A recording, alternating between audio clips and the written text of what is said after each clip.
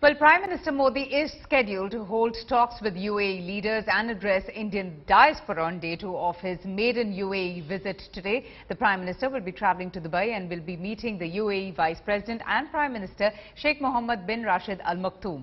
Modi will also be holding formal talks with UAE Crown Prince Sheikh Mohammed bin Zayed Al Nahyan, who is also the Deputy Supreme Commander of the UAE Armed Forces. The Prime Minister will be seeking to enhance cooperation in energy and trade between the two countries and also promote India as an attractive investment destination.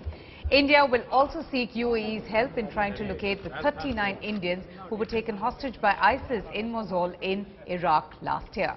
Now, issues like terrorism and threat of Islamic State are also likely to come up during the discussions.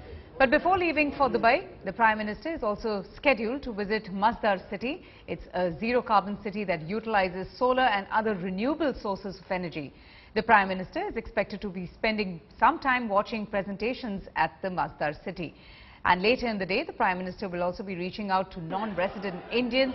He will address more than 40,000 Indian community members in Dubai's cricket stadium.